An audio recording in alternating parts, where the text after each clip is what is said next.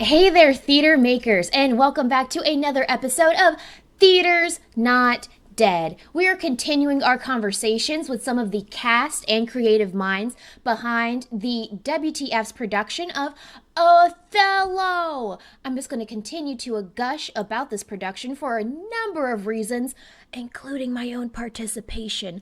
But today, I am so excited to be speaking to two of the supporting team for this production, the dramaturg slash intimacy choreographer Monet Marshall and the vocal coach Tia James. So Monet Marshall has been on the show before. Please check out her episode on women doing the damn thing.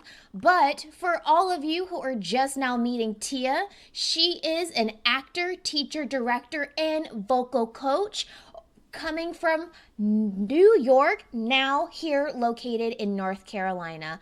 Y'all, are you ready for this conversation? I know I am. But before we dive into it, make sure you are liking that video, smashing the subscribe button. Is that what the kids say? Also hitting the bell so you know all the times that we are dropping new videos or going live. Without further ado, here they are. Welcome, welcome, welcome. Hey. Hi there. How are both of you doing this morning? Doing well. Feeling good. Yeah, can't complain. It's sunny, and that always helps. We were, before the starting of this recording, talking about the weather and just how pleasant it has been. Love it for us. Yes, thank you, North Carolina. Let's dive into the question I love to start with everyone. Hi, Tia. How did you get started in theater? How I got started in theater. I feel like, of course, you be in those Christmas plays at church. I think that might have been my first introduction, but it was in high school where I really caught the bug, and I had a particular teacher, Mrs. Dixon, love you. Mrs. Dixon, she saw me, took me under her wing, and kept at it with me. And so it was there definitely in high school where I knew it was like, oh, I'm about to make this decision to pursue this thing. Yeah. As someone who also came up through the ranks of high school theater, there's a very specific type of vibe in that environment. So I love that that was really where you got to get your fundamental love for theater. Monet, I know you've told us this story. Do you want to tell it again? Sure, I might make up a new one, just start a whole new identity. Yes. Um, no, so I got it from my mama. Like, my mama is a theater person. She's a playwright and director, choreographer, all of that. I also came up in the church tradition of like Christmas, Easter pageant, and was really fortunate growing up in New York to be surrounded by a lot of Black women, particularly who were doing theater and or doing performance. And from working with them, it just showed me that, oh, there's a possibility where you can make a life doing this. And my little 10-year-old bossy self, I was like, I can get paid to tell people what to do. Oh, give me that job. I want it.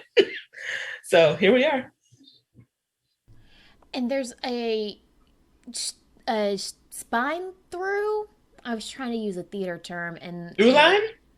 through line. Mm-hmm. See, thank you, Monet. You're Appreciate welcome. that. I'm trying to find a through line in people's experiences as they come on the show. So I'm going to ask both of you, were you athletic in your early days slash high school days? For me, well, it's funny because I played volleyball. And my mom, my sisters, and I, we were big, badminton people in our yard. But my sisters, they played volleyball a lot for high school. And so then when I got to high school, I did play, and it was interesting because it was then where I had to make a choice because I was pretty good at it. And then I was also like, oh, but I want to be in this musical. So it was like during that time of like, oh, I need to make a choice here. I'm going to choose theater. And then it was like, so, but yeah, I was a little bit athletic. I'm going to say a strong no. Okay, here's the truth though. I really feel like, and this is misogyny, because I'm the oldest child. I have two brothers, and I love my parents so much. And they didn't sign me up for T-ball, but they signed both my brothers up. And my dad was the coach of the team. Oh, wow. I feel like that set me up for failure in my athletic future, because I actually have really good hand-eye coordination. So I think when COVID ends, I'm just going to find a softball team, some like queer softball team or kickball team, and reclaim that for myself. So. Yes. So many of my guests have been team, I don't know what sports ball is. How do I athletic? So one, thank you, Tia, for like breaking the cycle of, oh yeah, none of us have any coordination, none of us have any cardio. Thank you for being athletic and theatrical. Well, and I'll tell you this, there's this game that one of my professors many years ago, Mark Wayne Davey, who taught us, it's called Koosh, and it's almost like volleyball, but with a Koosh ball. And I have found that, because I got like incredibly intense about it, and whenever I would direct a show, especially a Shakespeare play, we would play Koosh before rehearsal every day. And it actually helps. The acting gets better when you introduce some kind of game where people like play to win. Then it's like the acting, and then they start playing to win, and it's like, oh, it's magic. So maybe Monet, we just need to play a game of Koosh. I would love that. I'm also competitive, so I love it. I think it's such a slippery slope because I'm a sore loser. So if everyone's playing to win, that's great. Love that for y'all. But we all know Keyanna has to win or things get mad awkward. That's all right. I want you on my team. All right. I also want to put context before we team up, Tia. I'm only 5'3". Does that change anything for you? It does not change anything. Great. Here we go. It's going to be such a good time. Can't wait to... On the court? Do we play this on a court? We can play it in the classroom, and have some chairs as our boundary, our kind of net. Perfect. Love it. So Tia just mentioned when she works on Shakespeare shows. Speaking of the Bard, what is your relationship to Shakespeare and his works? Monet, do you want to start us off? I knew you were going to ask me to go first. I feel complicated about Shakespeare. I feel like, cool, this person wrote these stories a long time ago. It's great that they're in the public domain and people can use them and flip them, like put their thing down, flip it, and reverse it. I love that. And so there's a lot of possibility for people to read themselves and find themselves in the work. It's one of the reasons why I'm excited about our production of Othello. And I very much lean more towards like, I don't want to have to find myself inside of whiteness and inside of white words. I'd rather just go find words that were written for me with me in mind. So I sometimes think that Shakespeare is used to set up this from the jump, this separation between theater and like the everyday person, where folks are like, oh, I don't understand that, so I can't get into theater, or like theater is not for me. And I think it can set up people having this feeling that theater is not for you, right? Particularly because of the way that it's taught in schools, in high school, stuff like that. So those are some of my views. And I think that productions like this can help to break that down.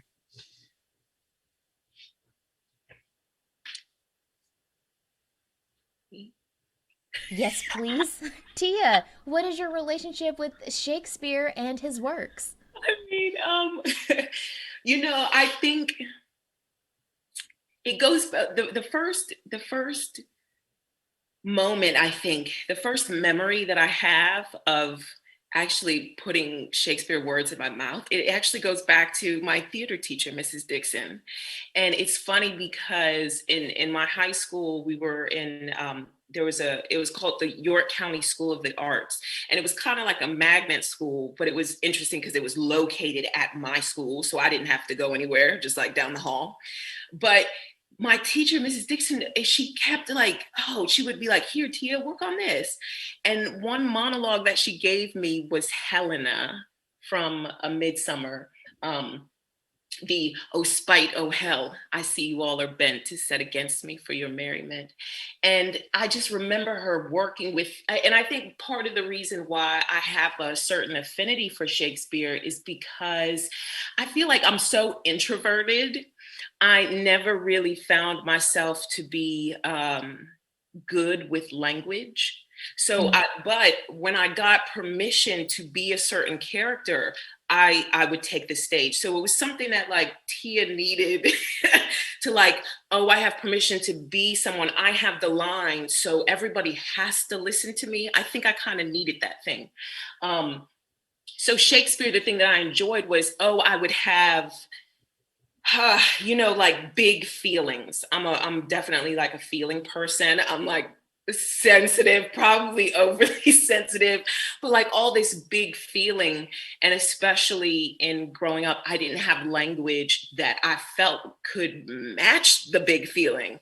And so when I kind of saw this text, I'm like, oh, this language, it's so beautiful, but it was also, I was just like, wow, you could put these words together and make this kind of an image. So I think my interest was sparked in high school. But then, when I got to grad school, I'm a lot of stuff. When I moved to New York for grad school, the first thing that I had encountered in New York, so I'm originally from Williamsburg, Virginia, a country girl headed to New York, like my mind was blown. And so somebody kept saying this thing about Shakespeare in the Park. And I'm like, okay. And so I go, and that particular event, the whole day of it was something that I think was super exciting. The waiting in line in the park, and it's so beautiful, and you got your food and your friends and you're playing games while you're waiting for this free ticket. And so the first show that I saw out there was A Midsummer. Keith David, Martha Plimpton was in it, and I was just bedazzled. It was so magical. And I was like, oh my God, I gotta be a part of this. The next summer they did Hair in the Park, and I was like, it's amazing. And so the summer after that, I had applied to usher. So I was like, I gotta be in on this in some type of way. And so I ushered, and they did 12th Night. And it was Audra McDonald and Michael Comsty, who is just my hands down one of my favorite actors. And but I was like ushering, and so I was able to watch this show. I watched that show like 25 times. Oh, Anne Hathaway was the lead, and and I'm a very spiritual person too. I was just having so much fun at watching this like magic and being so taken by this language. I think it put a particular seed in me. And so then the summer after, when I graduated from grad school, now mind you, while I was in grad school, I loved Shakespeare so much, but I couldn't get it.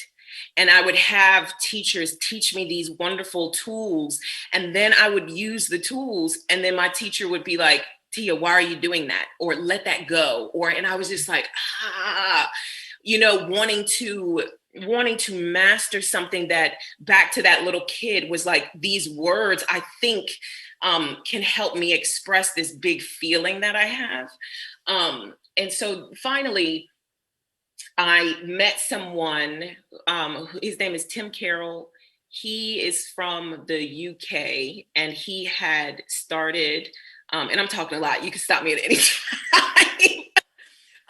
Tim Carroll, he had started a particular company called The Factory in the UK, in the West End. He'd come over to New York, and he had started kind of a New York factory. And I just so happened to have gotten invited in.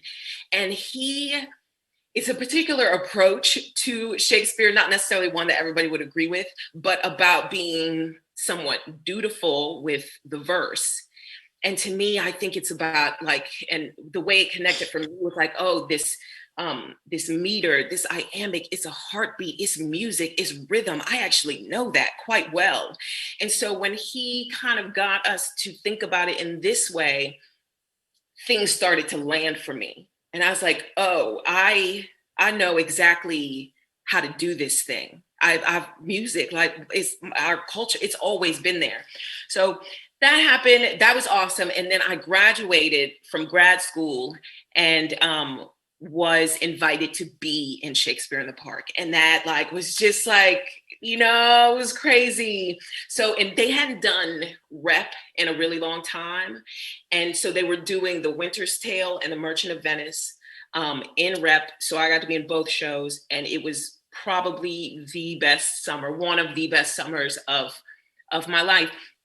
Part of the ensemble, and then I was also understudy for Nerissa, understudy for Paulina, and the magic that happens. I'll give just one story. So we're doing The Merchant of Venice, and of course that's like with Sir Al Pacino, and he was amazing. And actually, The Winter's Tale, it was Ruben Santiago Hudson was Leontes, like fabulous summer. And for the there's so many stories there, but for The Merchant, there was one night, and this is why I also have an affinity for Shakespeare, that there's a certain kind of, I think, magic that if you unlock it, it happens, and it's kind of crazy. So there's this one night of the performance, and mind you, this summer, it hadn't rained at all. And there's this moment in The Merchant where Portia, it's the court scene, and we're outside, and the ensemble, we're in the back watching the trial, and she says, the quality of mercy is not strained.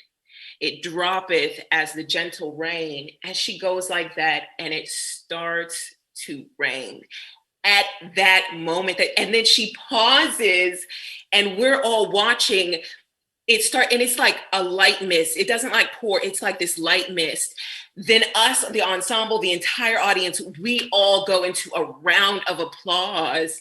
And then like 10 seconds, it does that, and then it stops. And then she like carries on. I don't know. So I just feel like there's a certain magic that is along with Shakespeare too.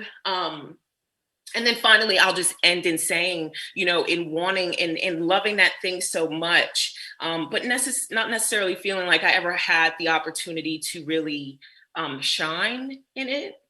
And then last year, I was invited to play Mark Antony and Julius Caesar at Playmakers, and I thought I had died and gone to heaven. I literally said to my director, I was like, if anything were to happen to me tomorrow, tell people I got everything that I wanted, like to play Mark Antony, to like, and I just think that there was so much there, and I did not think that that's what and who they were going to cast me as.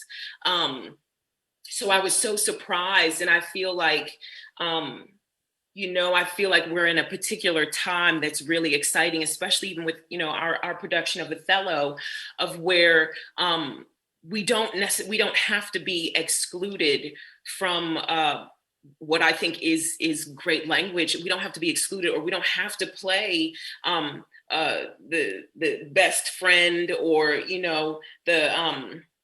the mistress, or, you know, we don't have to play those parts, that we can actually take the lead if that's what one wants. And so that's exciting. I'll pause there. That is like such a perfect narrative of like, here's my first introduction and then here's how it changed my life. Like, such a perfect narrative. Thank you so much for sharing that, Tia. Thank you.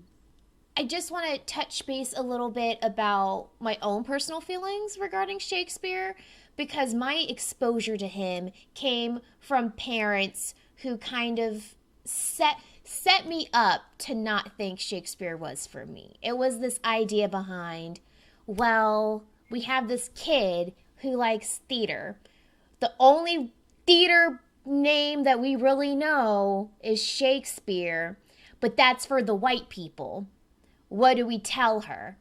And like, so I was introduced to Shakespeare as, oh, it's this guy I have to learn about in order to be it was like the preliminary rounds to be a theater person was I had to learn about Shakespeare in order to do the career that I wanted to do, in order to pursue theater. So it was a lot of resentment towards a guy I will never meet, because I was like, I don't want to have to read all 8,000 plays in order to do a theater thing. I just want to be on stage with my friends. So personal feelings for Shakespeare, kind of like, oh yeah, that guy. But I now recognize that that's something that maybe not everyone shares or maybe can relate to on a certain level.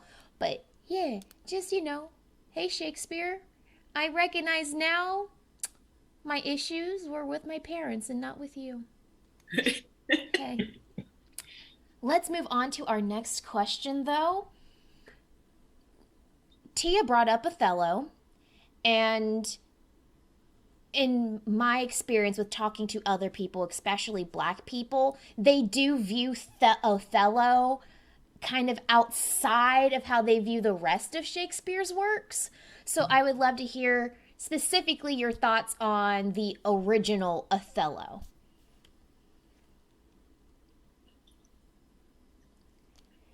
Monet, I do want to because I just talked for like 15 minutes. Yeah.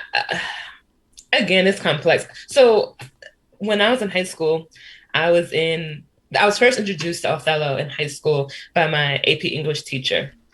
And she was an older white lady. And in that year, we also read Bluest Eye. And now, just like for context, I'm also a racial equity consultant now, like current Monet, right? So when I look back on those memories, I'm like, oh, I was in a school mainly with Black and Latinx students, like poor to lower middle class.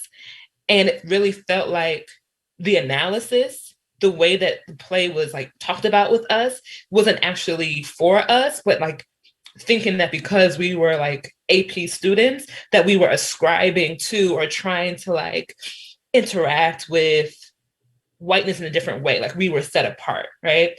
Almost like there was just no real conversation around how the story would land.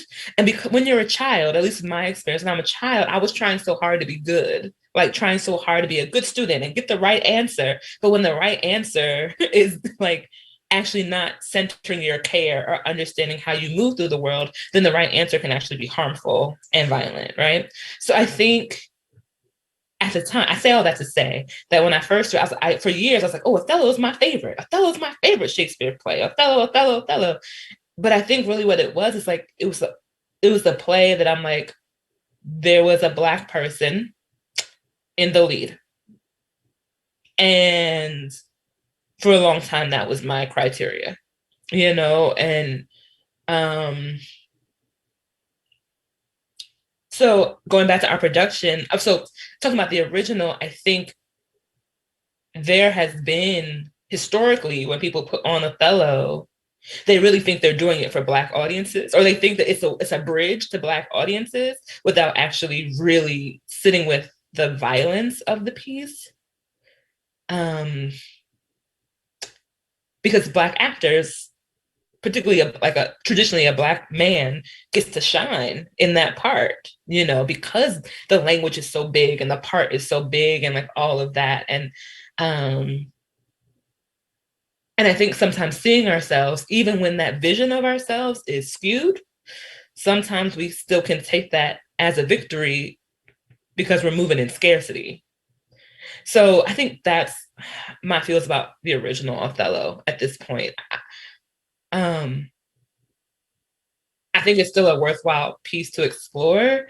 And I think it can be really difficult. And again, I mentioned it in context with, you know, Toni Morrison's Bluest Eye. Like, these are important works, but everyone doesn't have the muscle to talk about them in the context in which they sit. And I think it's really important, now that we know more, for us to do better about the ways that we are teaching and talking about these works that have so much violence against Black people in them. Absolutely. I think there are a lot of unspoken conversations that go on around these pieces. Tia, Othello, how are you feeling about it? Yeah, I mean, I appreciated everything that you said, Monet. I think for me, it is definitely, I mean, one of his problem plays, to say the least. It's like even the touching it. It's you know, it's so challenging. It's so difficult, and I think that so much care has to be around it. And I think also that it's, I don't know. I don't know that I think that it needs to be unpacked, but like a lot of scholars, like, what's the point? I want to know what is the point of one's telling of this story. And then I feel like scholars need to come and look at it, because like, my question is, what was Shakespeare trying to do? Was he trying to get society to see how ugly they were to Black people? Or was he, I don't know. And then it's like, okay, we're going to sift things through our lenses now. And to me, that needs to be a conversation. And so I feel like that play in particular, maybe it's that, like, scholars need to come and sit down with this play and comb through it and help Othello out, because I'm not quite sure that he has the support in the text, the support in the given circumstance to help him tell a dynamic, to have him on a very dynamic arc.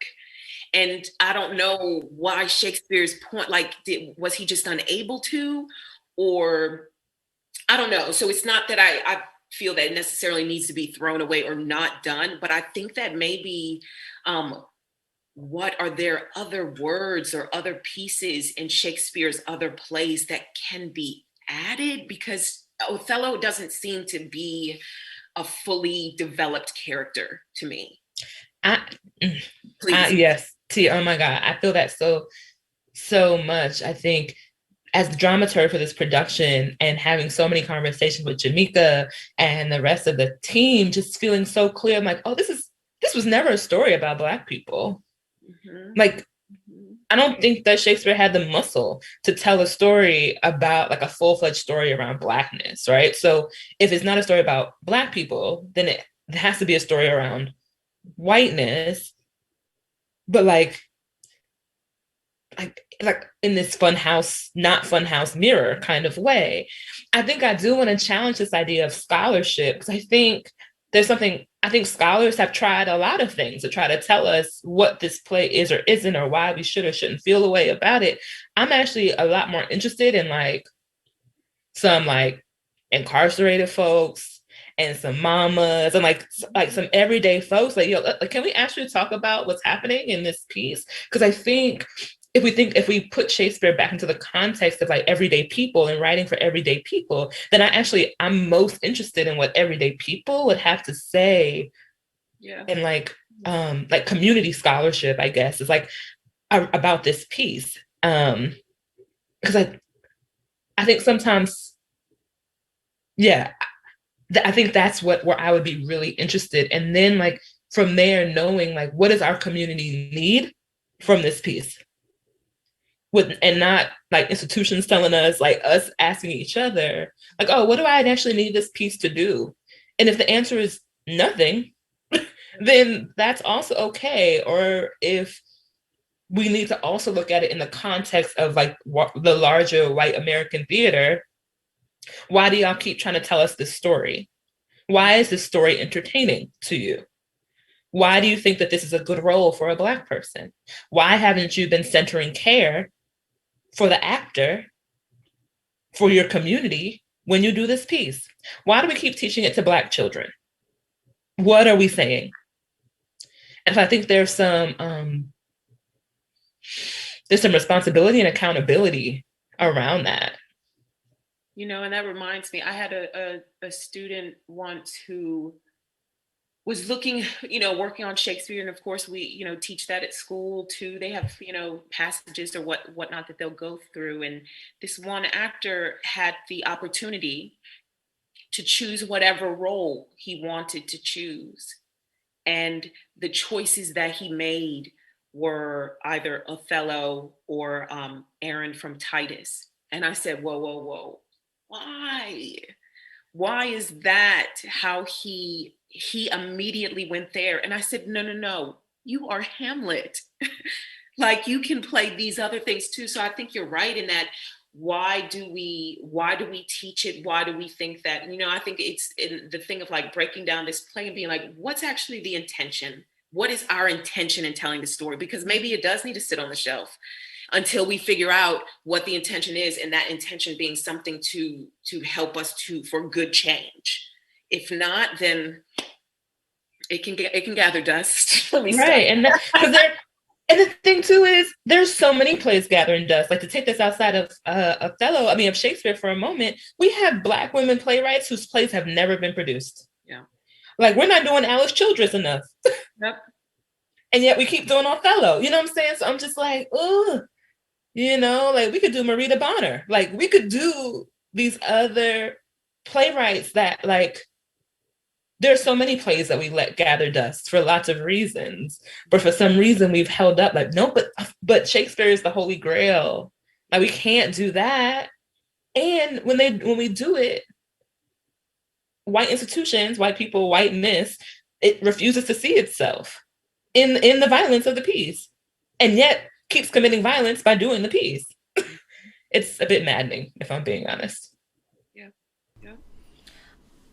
I remember hearing about Othello before I actually read the script. And I think that's common for a lot of people, right? Like you hear about the show before you actually sit down and read it for yourself.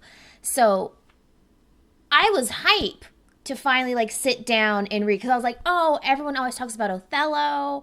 I remember not being allowed to watch the Lawrence Fishburne movie adaptation because it was too grown for me as a kid. But I was like, okay, I can't see the movie, so I'm gonna read the script. I hear all these good things. Othello, Black people in Shakespeare, let's get it. And then I remember finishing the script and I was like, wait, that's how it ends for him?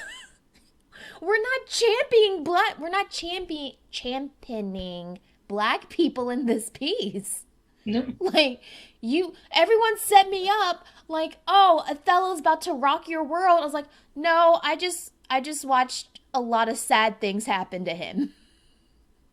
Thanks for that. So that Monet mentioned it earlier, this philosophy that we were just hyped to have a Black person in the main role. And we weren't interrogating far enough to like, wait, he's in the main role because we're watching violence against him the entire time. Mm-hmm. Do we want to watch that? But anyways, it's an interesting dynamic because we want to support when there are Black characters and when there's Black representation. But what if that representation is doing more harm than good? I'm going to move on to the next question, although I think we could all continue this one line of thought. Yep. At least until about midnight, maybe further. So we are currently, and I'm saying we because I'm a part of the team too, are currently working on a production of Othello. Well, the audience should know by now how this is different. We have a all black femme creative team. The cast is all women of color. So we are operating in this piece in the context of how do we go about this with care and as Black women, and all the wonderful conversations that are coming out of just that. But how is Othello and your approach to Othello different for you in this particular production? Well, for me, I could say, already we had one rehearsal where I was able to just share some, do some vocal work and really get to know the company. And I don't think that I have ever been a part of a production or been in a room where it was all women. And I felt like the energy, it was so beautiful. I was like, oh, it can be like this. No, it was something, I don't know. It was I left the rehearsal, really, I had to call my best friend and say what a beautiful rehearsal it was. And I was really like moved because the energy was just so generous.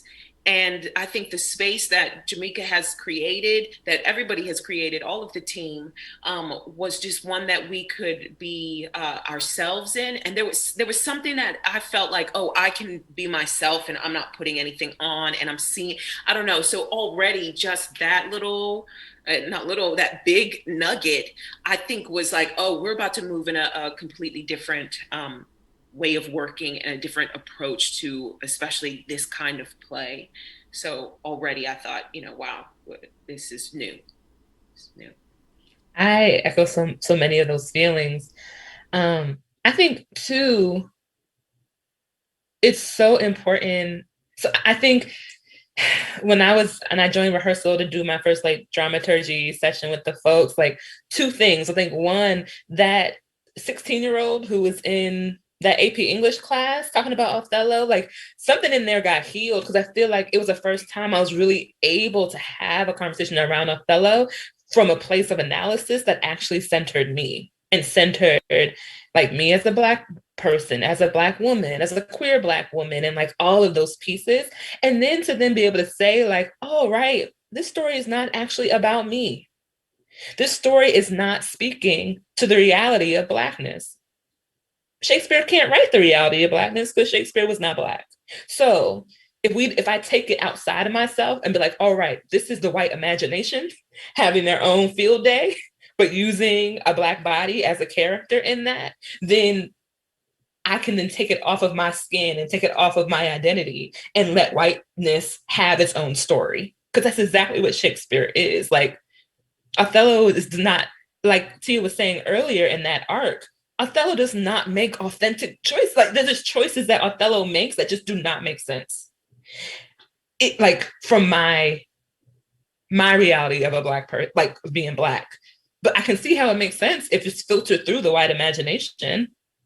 So I think that helps. And then two, to come into the room and like in our dramaturgy session, we're talking about the creation of gender for Black folks. We're talking about whiteness. We're talking about institutions. We're talking about Orisha. We're talking about, these professors at universities who were passing as Black, what I'm saying? And how all of these things are present in this world because we are in this world.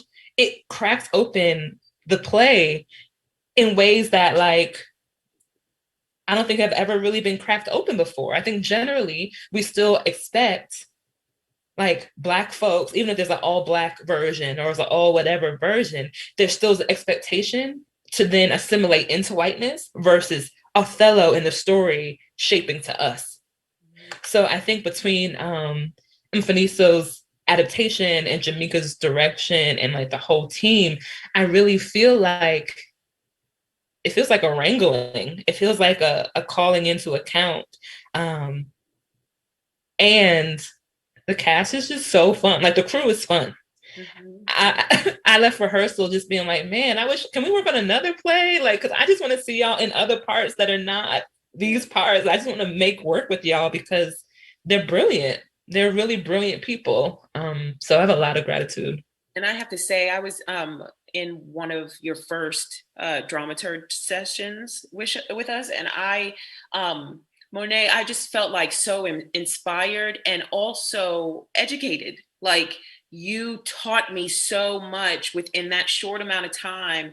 And I just felt like, oh, this is the way that I think, especially Black people, need to go forward in how we approach plays. Just to have you, I just learned so much. And I think that you inspired me and also helped me understand. I knew in a moment all of what I had been missing, you know?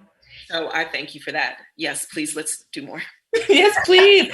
And I will say, like, so I'm not like a traditional dramaturg at all. I'm a whole lot of different types of people. But like, I think my approach to dramaturgy is like, I really trust, particularly in a production like this, I trust the knowledge of the people in the room. There's so much lived experience in the room. So I'm not trying to teach anybody about what it means to be a Black woman or a woman of color or a woman or any of those things. But I am trying to just like connect dots between our lived experience and like scholarship or thought or like all of that, like, oh, right, so that's what I've been experiencing, or oh, it's not just me, or I didn't make that up. And it's like, no, you didn't. Here's a book about it. let's talk about it, And I think that for me is the power of theater, to connect our lived experience and things that we don't have language for, and to then be in community with other people that are saying, oh no, I'm having that too. I think just in general, I love that for all of us. I'm just so excited to hear about, even in these remote spaces and these remote theatrical productions, we're still creating community, we're still having connection, and still like out here telling people we want to continue working with them. Like, I don't know what Tia's knees look like, but I think she's wonderful. And it just brings so much hope that like, oh, once we get back to or we don't even have to get back to in person, but just know it's gonna be popping, y'all. Whenever something where we can share space, physical space with one another, oh, it's over for all y'all. You don't even know.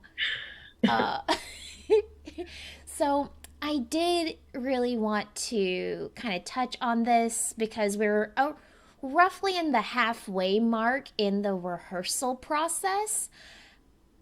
What are some big lessons learned or experiences that have come out of this process that you think you're going to be holding on to for a very long time? I think the first thing that popped into my mind was the care and atmosphere at which Jamaica really, how she conducts the room. And I know that, and I think this conversation that we're all having about how within these theater institutes, how we go forward and how we really are putting people and process over the product, and is that actually possible? And I just I check myself and think about how I conduct my rooms or how I lead, and I just felt like the first thing that popped into my head was how Jamaica very much was like, oh, I want you to feel like you're at home, or that you have community here, and that if you have you have kids, or your dog, or you need to take care of yourself, you need to do that, and that's okay. So I think the first element that I've been learning in this process is how we approach the work and how we approach the artist. One. Yeah, if I was going to have two answers, that would definitely be one of them. So since Tia said that one, I will say I am so spoiled as someone who self-produces work and someone who, like, I lead my own company. So I put together my own rooms and often get to be in Black only spaces in my creative practice, or people of color only spaces, and I think I forget that that is not everyone's experience. And I think I take that for granted. So I think one of the things I'm really taking from this process is to create more opportunities for that, so that more people know that that's possible, that they don't, that, like, there are just so many worlds are possible and we are making them. And if that's the work that's going to allow them to be more in their body and create their best work, then they can find those spaces. And I want to be part of making more of those spaces. So I think that's been my big takeaway so far. I love both of those takeaways so much. I want us to, this is still Othello related because Othello is a virtual production. I want us to transition a little bit out of this particular show and ask the question, once theaters reopen and go back to the quote unquote normal, do you think that there's still going to be space for virtual productions? I can go first. I really hope so. And I mean, I want to say more than that, that like I intend to, as someone who's an artistic director, I'm like, I have agency around that. I intend to. I think, one, just thinking about accessibility, like everyone just cannot make it to the theater, and or folks don't feel comfortable. Like a lot of folks, even when things go back to normal, are not going to want to sit arm to arm next to folks. And so how do we make sure that we can still create community and create space for folks, um, and not constrict the terms? Like, how do we have more open terms of participation? So I'm really excited by the possibility of what can happen, and us connecting with folks all over the world and all over the country and continuing to do so, and how that connection will impact our work, and also what will rise to the top if we get to be in a more connected community. I agree. I think definitely have learned of, having friends or colleagues or peers in New York. They just can't make it down here to see our shows, or even, my mom in Virginia, sometimes the trip she just can't make. It might be too much. So I agree with you in that. I think it's an opportunity for us to be able to extend that connection. And I hope that we get better and better and better at at these Zoom shows, but using how to even more so get better at this thing, to produce the art. I think from when we first started Zoom shows to what we're doing now.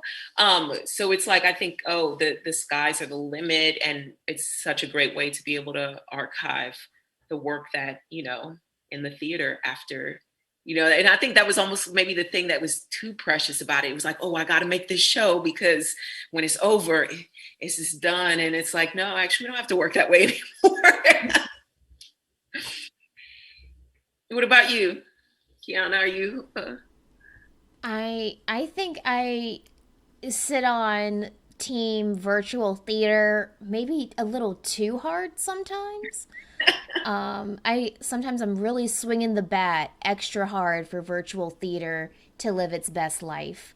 And it goes back to exactly what Monet and you, Tia, was saying, right? Like accessibility, both financially and geographically for people. And then there goes into people have special needs, special accessibility needs that can be more easily met by virtual theater. It's hard to caption live shows on stage. Mm-hmm. It's hard to caption live shows on screen, but it's a little bit easier when it's virtual, right? So like audio descriptions are so much harder to do in person than it is to incorporate that technology into your virtual theater show. So when I consider, even I have family members who do not have the capability to sit in a dark room for 2.5 hours. They physically cannot do it. But if I can just click, pause, go take my break, grab my wine, come back, click, play, it's great. I love it. So do I miss physical theater? Yes, I think at some level we all do. There's too many pros to virtual theater to ignore it or to limit it to just doing readings. Mm. We deserve more than just virtual readings. I'm going to die on that hill. As we are approaching the end of our time, I want to open the floor to both Tia and Monet. Are there any projects, organizations, people that you want to, or yourself, that you want to give shout outs to and let the people know about?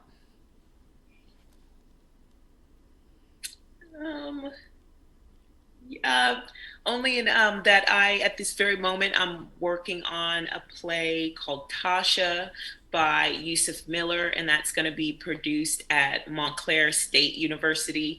We'll be capturing it, filming it, capturing it for this virtual production towards the end of March. However, I'm not quite sure when they'll actually release it, but yeah, Yusuf Miller, an amazing playwright, an incredible artist.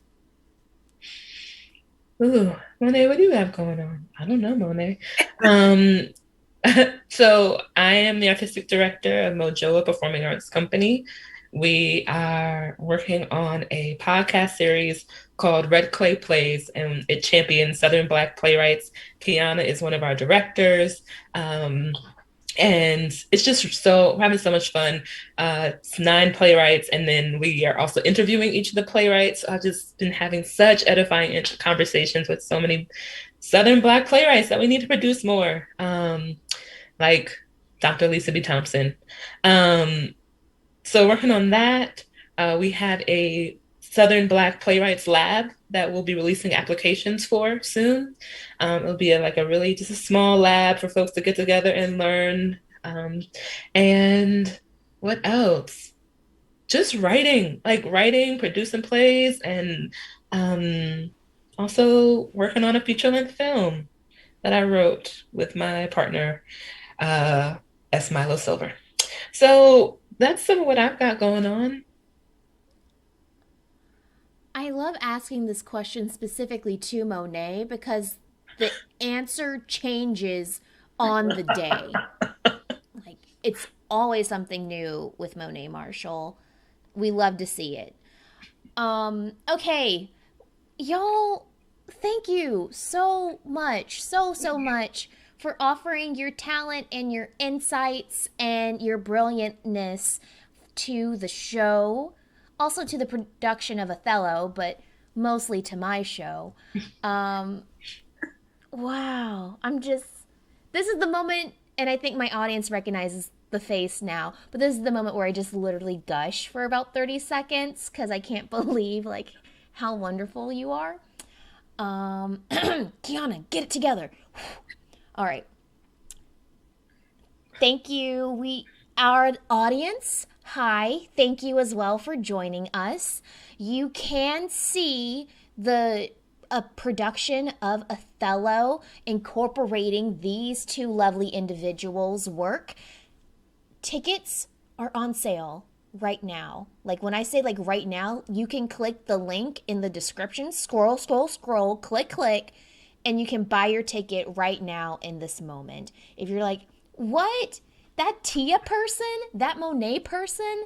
I don't even know what they were talking about, but I want to support them. Scroll, scroll, scroll, click, click, buy your ticket. That production is coming up in the first weekend of April as our opening weekend. You're not going to want to miss it. I say all that to say, buy your ticket, but not in an intimidating way, as affectionately as possible. Buy your ticket. Outside of that, make sure that you are following us at coffee.com. Fun fact, this is the first time I've ever pointed to the link on screen on the first try. So that's a personal milestone for me. Thank you all for witnessing it. What's at coffee.com? It is my blog, Key Thoughts. It has some exclusive T&D content and some early show announcements that you're not going to find anywhere else. We have merch. Buy the merch. You're welcome, world. I've already told you to mash that subscribe button. Is it mash? Is it smash? It's smash. I'm being told it's smash. Okay. I think that is it for now, everybody. Check out all the links below. This has been Keyanna Alexander with Tia James, Monet Marshall, telling everybody, theater's not dead. Okay, everyone. Bye.